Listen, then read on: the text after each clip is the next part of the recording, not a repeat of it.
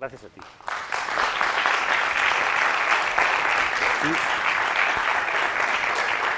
Muy bien, muchas gracias a ustedes, a todos. Agradecer la presencia, por supuesto, del señor alcalde, el viceconsejero que ha estado aquí, los compañeros de AMPE Las Palmas como anfitriones, AMPE Canarias. Ya termino. Y a todos los que han venido aquí a escucharnos.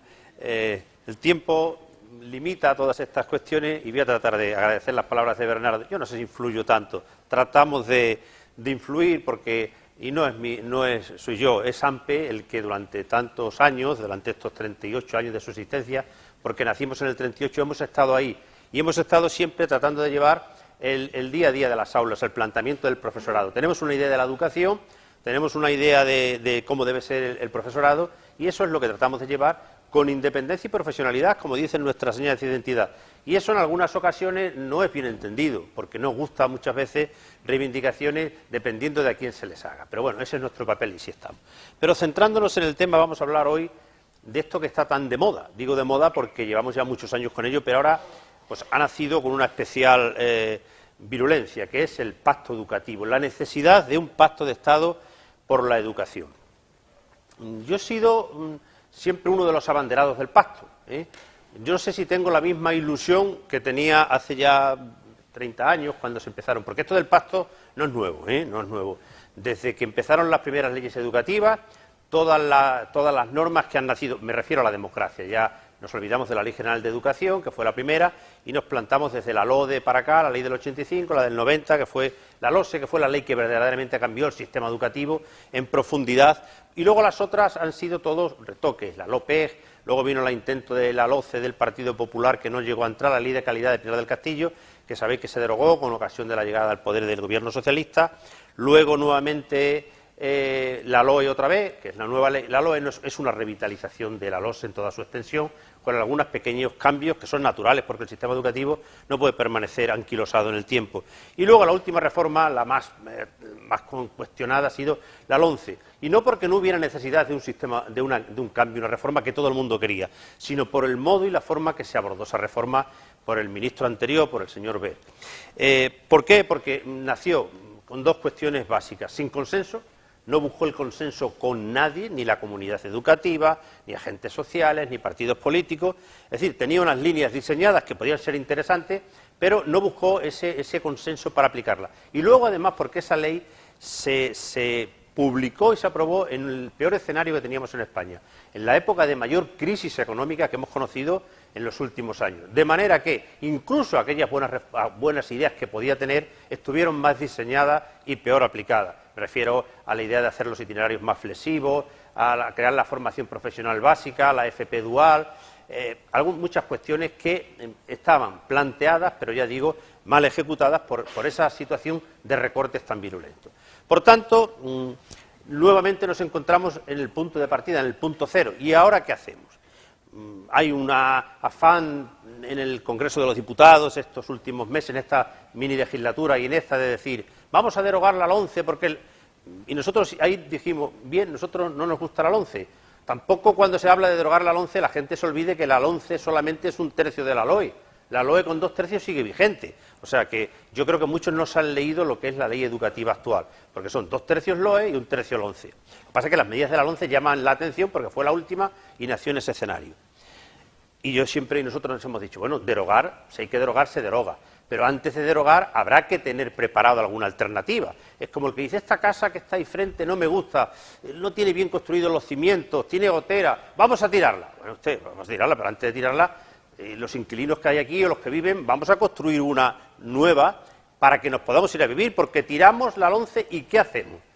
¿Qué pasaría en septiembre si están hechos los diseños curriculares, las evaluaciones? Pues lo que ha pasado, una especie de mini caos educativo. Ha habido que dar marcha atrás en aras de ese pretendido consenso, cargarse el sistema de evaluaciones, que era una de las cuestiones que tenía la ley anterior para tratar de vertebrar el currículo, que está absolutamente desvertebrado. En fin, las cosas que hemos visto. Donde iba a ser una reválida, ahora es otra vez la vuelta a la PAU, porque es una prueba externa, pero prácticamente igual. Las evaluaciones que estaban puestas a final de determinado ciclo perdieron su razón de ser porque las comunidades autónomas no quisieron aplicarle.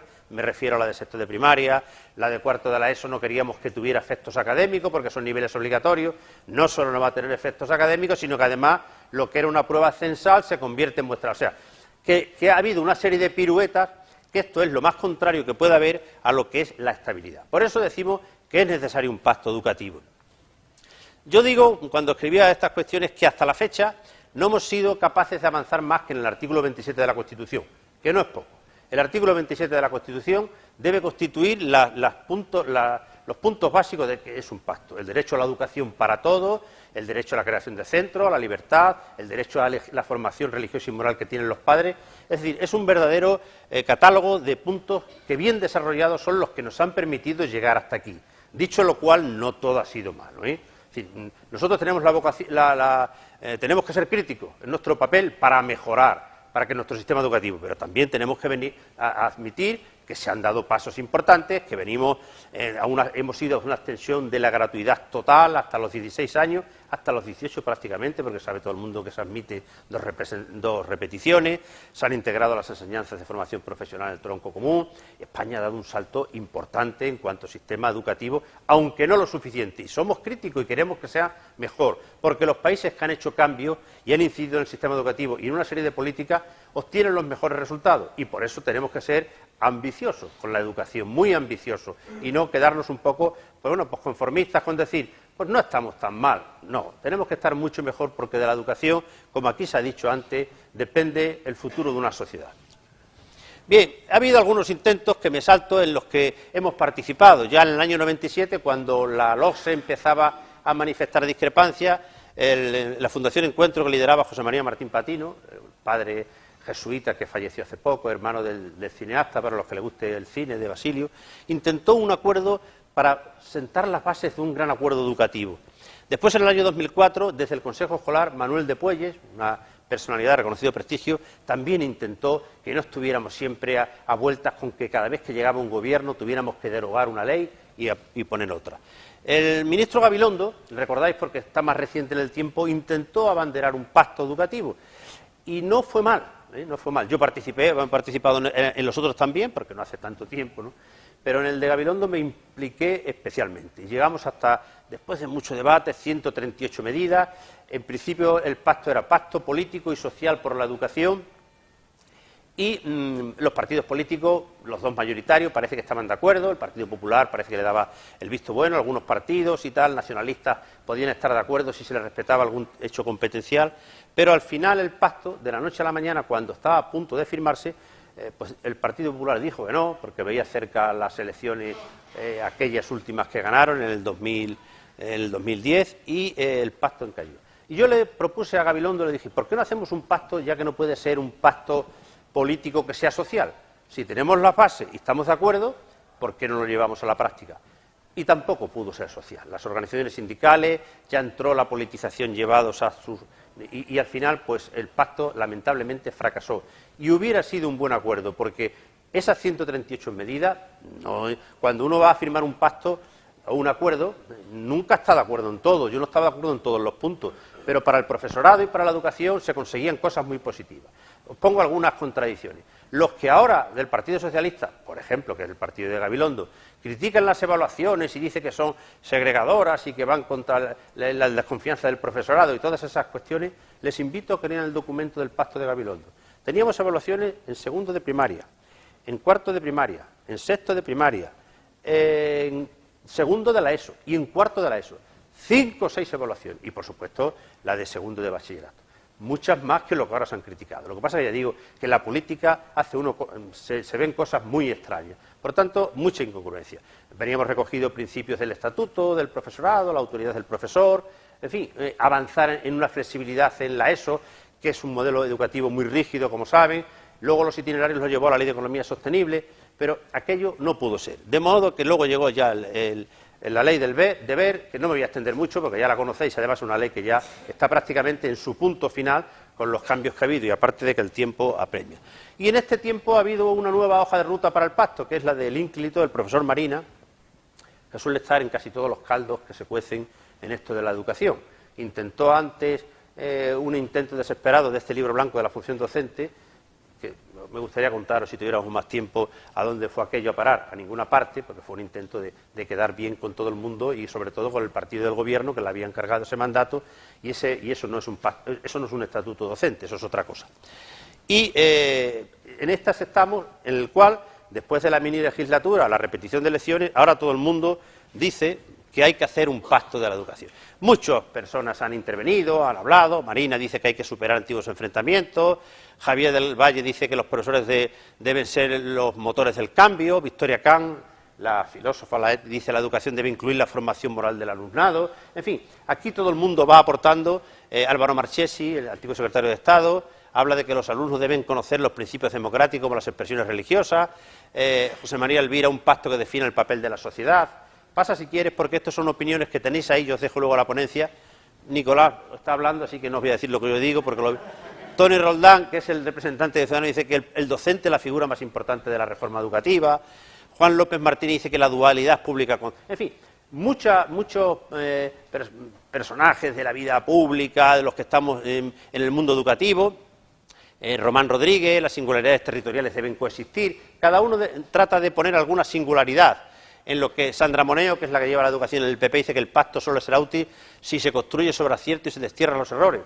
Es una declaración de buenas intenciones que no es decir nada. Francisco López Rupérez, que era presidente del Consejo Escolar del Estado, decía una visión de futuro, produce ideas y las ideas producen... En fin, hay muchas cosas. Yo soy escéptico, tengo que decirlo de antemano, que soy un entusiasta y me gustaría que hubiera un pacto de Estado. Como todo el mundo, no creo que nadie que le pregunte no diga que no quiere un pacto de Estado por la educación, pero soy escéptico. Y soy escéptico, y digo por algunas cuestiones. Primero, por la desvertebración del Estado. No nos podemos engañar a la realidad.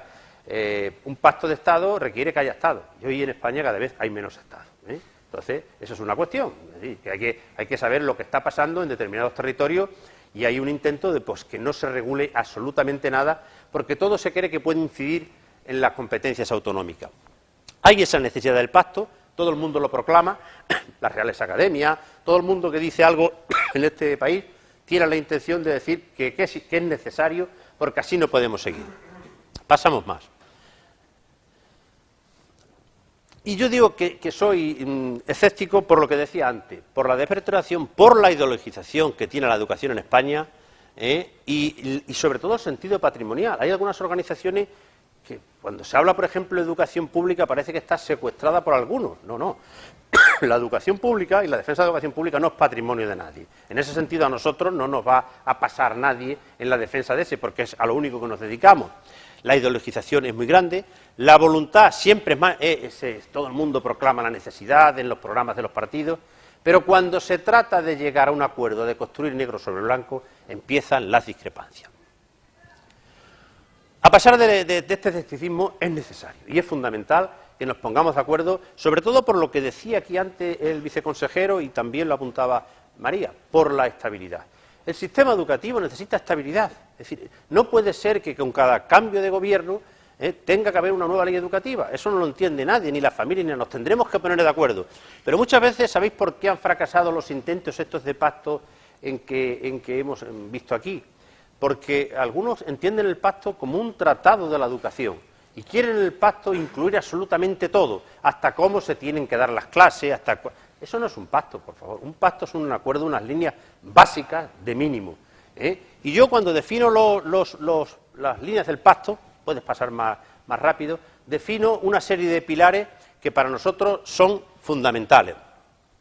Los pilares del pacto para nosotros deben ser el modelo y la estructura del sistema educativo. Es decir, ¿qué modelo y estructura queremos del sistema educativo en España? El modelo permanece inalterable desde el año 90. Es decir, son la infantil, los 6 cursos de primaria, los 4 cursos de la ESO y los 2 de bachillerato. Eso no ha cambiado. Es decir, habrá que atreverse a cambiar algo. Habrá que ver qué estamos haciendo mal. ¿Por qué se produce tanto fracaso cuando los alumnos pasan de la primaria a la secundaria, cuando pasan de un profesor o profesora en su aula a la educación secundaria? ¿No será que tenemos un sistema educativo demasiado rígido? ¿No sería mucho más haber prolongado quizás más esos sextos de primaria y, en fin, la educación secundaria hacerla más flexible? Haber tratado de titular un poco antes y no esperar a que se produzca el fracaso. Se intentó arreglar con lo de los itinerarios, orientando caminos hacia la FP con la formación profesional básica, pero mal enfocado, porque tampoco creemos que la formación profesional básica se convierta en la cenicienta del sistema educativo. No, no. Nosotros cuando dijimos la formación profesional básica, yo dije sí, pero la formación profesional básica tiene que conducir a un título. Es decir, que el alumno que no sigue las enseñanzas académicas, sigue las de formación profesional básica, puede tener un título. Y al final, esa división entre enseñanzas profesionales y enseñanzas académicas impone ya muy pronto una separación. Oiga, dejen ustedes al que tenga un título de graduado que vaya donde quiera, oriéntenle, pero si se tiene que estrellar, déjenle que se estrelle solo, no pasa nada. Pero no le pongamos tantos límites al alumno en los niveles obligatorios. Pasa más adelante. Aquí hablo de algunas líneas de lo que tiene que ser un pacto. Es fundamental en el modelo de estructura conciliar calidad sin equidad.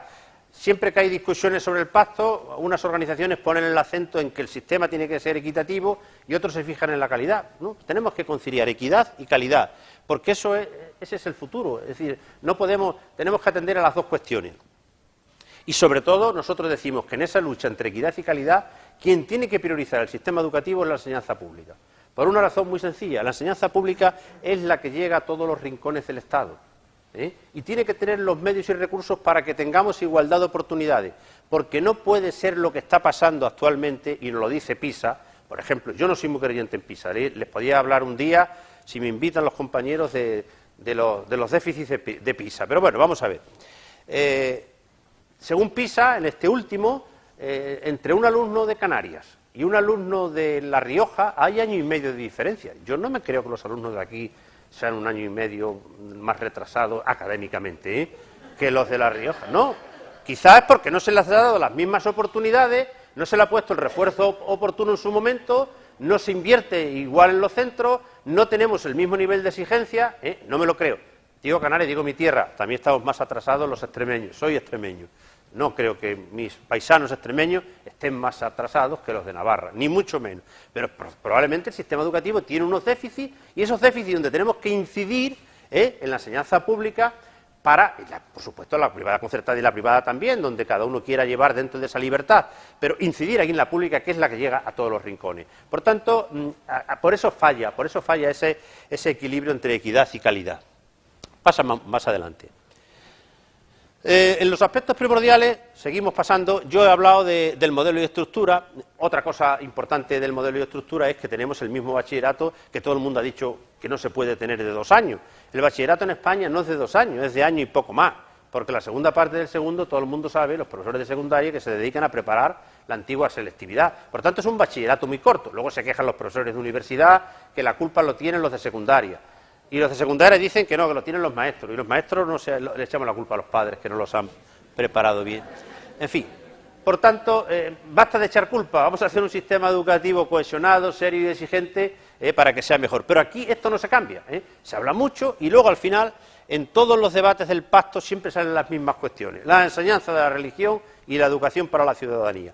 Y en eso nos liamos aquí ya a guantazos unos con otros, los que quieren la religión, los que la religión fuera, la ciudadanía como alternativa, la ciudadanía como dimensión, y se nos va el ajuar en manteles, como se solía decir. Y eso no son los temas nucleares del pacto. Los temas nucleares son el modelo de estructura que he enunciado antes, el que estoy hablando aquí, el segundo punto que está ahí, que es la vertebración de las enseñanzas. Mirad, esto sí que hay que hacer un poco de didáctica.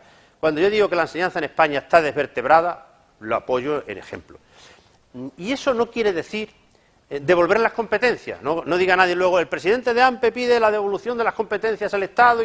No, yo pido, y AMPE pide, no yo, porque yo soy un mero portavoz de este sindicato, que el Ministerio de Educación debe liderar y vertebrar la educación en España. Y eso no es incompatible con la gestión de las competencias y la autonomía que tienen las compañías, las autonomías. Lo que no puede ser en un sistema educativo es que el currículum, el Estado no tenga ni el 50% ya, según el diseño de la última ley que decía que era la más centralizadora. Le decían a ver eso y se quedaba tan tranquilo.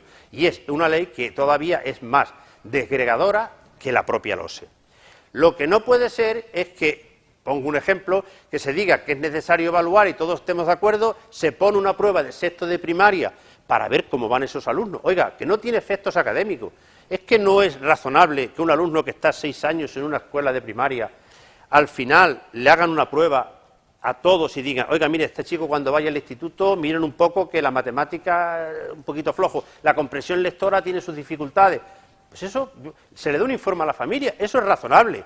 Pues no, señor, las comunidades autónomas, porque ese prurito que tienen, dijeron de las 17-11 que no la aplicaban, porque era una intromisión en sus funciones. Eso no es de recibo. Lo que no es de recibo, cuando digo vertebrar el sistema educativo, es que los cuerpos de profesores que son estatales, aquí es verdad que viene gente de la península y gente de las islas van a la península, pero se diga que como estaba regulado el sistema, un año oferta de empleo en primaria, otro en secundaria, y que las comunidades autónomas, todas, no solo esta, todas, se llamen Aldana y no quieran convocar ofertas de empleo.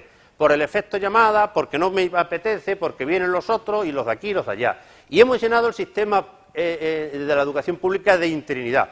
Y no estoy en contra de los interinos, soy un defensor a ultranza de esa figura. Pero no puede haber 30% de interinos en un sistema educativo que quiera ser estable, que tenga claustros y proyectos educativos sólidos, porque eso tiene precariedad en el empleo y dificultades para afrontar proyectos educativos. Eso hay que afrontarlo. Y, por supuesto, yo soy defensor de que haya una gran oferta de empleo en toda España, en unas comunidades y otras no, porque en cuanto una se retira, ya viene el efecto llamada. Y esto pues se está manteniendo. Es decir, y es muy difícil. Estas cuestiones las tiene que liderar el ministro de Educación de turno, sea del partido que sea. En fin, por tanto, y vamos, le pongo otros ejemplos que a lo mejor podrían ser mucho más complicados. El tema de la lengua. Yo cuando voy a Europa, porque soy también de una organización europea de sindicatos, y les digo, oiga, que en mi país tienen dificultades en Cataluña, en el País Vasco, en Galicia, para implantar el sistema educativo en castellano, no se lo creen, no se lo creen. Oiga, mire usted, que en Cataluña, una familia que se traslade no puede matricular a su hijo en catalán. Y eso no es estar contra la lengua catalana. Las lenguas son una riqueza, y se tiene que poder impartir la lengua en catalán, naturalmente, las familias vernáculas los que quieran, como en euskera, como en gallego, pero el que quiera en castellano, ¿por qué no? ¿Por qué no va a poder estudiar en castellano? Pues no se puede, en España no se puede. Los profesores en Cataluña no se pueden examinar en castellano. Yo les contaba un ejemplo a mis compañeros esta mañana allí.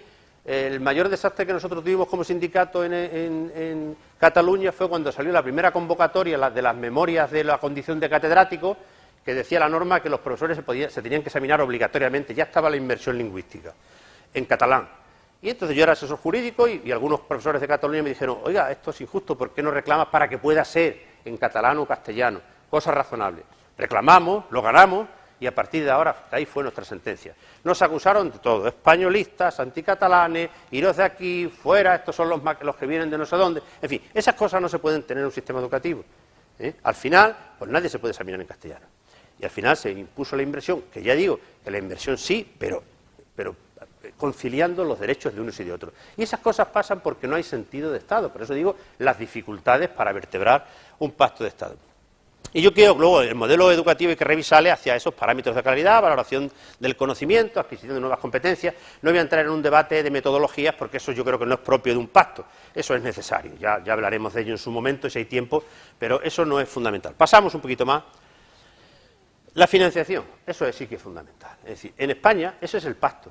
El pacto es de la financiación también. No puede ser que de un 5,2% que estábamos invirtiendo en el año 2008-2007, hemos pasado a un 4,2% y Bruselas nos dice que tenemos que ir al 3,8% dentro de 2 años.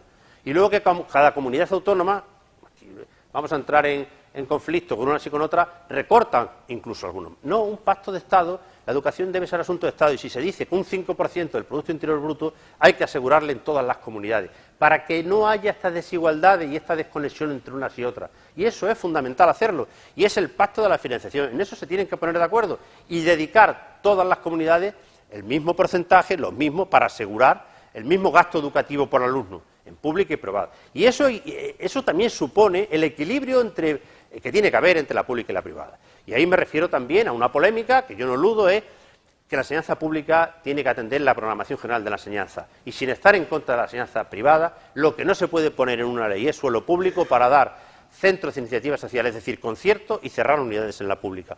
Eso no se puede. Eso entendemos que no se puede. Entonces, hay que atender ese equilibrio, hay que respetar la libertad, pero hay que asegurar la enseñanza pública porque, ya digo, es la que garantiza esa cohesión social. Digo ahí que habrá que hacer un fondo de cohesión social para asegurar estos desequilibrios que puede haber. Otro de los pilares, de otros puntos, es el funcionamiento de los centros. Los centros, naturalmente, todo el mundo ahora habla ya de autonomía. Eso sí es verdad que las últimas leyes, incluso la LOE, la última LOE, de los pocos cambios que tenía respecto a la LOE se fue profundizar en la autonomía de los centros. Pero todavía poco, ¿eh? Si los que sean veteranos saben las dificultades y la poca autonomía que se tenía en los centros. Ya no hablo de tener proyectos educativos, de autonomía de gestión, en fin. Pero bueno, eso es una de las cosas que tenemos que... Y en el funcionamiento de los centros hay que desarrollar, pues eso, el principio de autonomía organizativa y pedagógica, diseñar la dirección de los centros, pactar un modelo de función directiva más profesionalizada, para nosotros vinculada más al claustro, y regular la participación en la convivencia de los centros. No puede ser que no haya... Todos los centros en España deben tener un reglamento de convivencia de los centros para mejorar la convivencia interna de los centros. Esto es fundamental. Apuntarlo, no vamos a desarrollarlo todo, porque ya digo, vamos sino al tratado... Ya voy a terminar, pero como estos son 3 minutos más que me dais de... en fin, la situación, porque es que me falta lo más importante. ¿Por qué hasta ahora todas las leyes educativas no han abordado la situación del profesorado? Ninguna. Todos los pactos, todas las leyes han quedado en desarrollar medidas académicas. Que si ponemos el currículo de esta manera, que si le ponemos de la otra, que si hacemos de esta manera... Pero nunca se ha abordado la situación de los docentes. Y entonces nosotros queremos que si ahora va a haber un pacto de Estado, uno de los pilares del pacto sea el profesorado, sea el estatuto de la función pública, sea el diseño de la profesión docente. Y cuando se nos dice qué entendemos por ese diseño de la profesión docente, nosotros siempre hemos contestado que debe ser un aspecto global, que afecte a todas las cuestiones. No nos gustaría parcelar esas cuestiones, es decir, queremos abordar el estatuto, diseñar la profesión docente, regular la formación inicial de los profesores, hay que cambiarla, por supuesto, ver la formación docente, cambiar los mecanismos de selección, pero regular también la carrera profesional para hacerla más atractiva e innovadora. Un ejemplo pongo, en esto de PISA que utilizan tanto.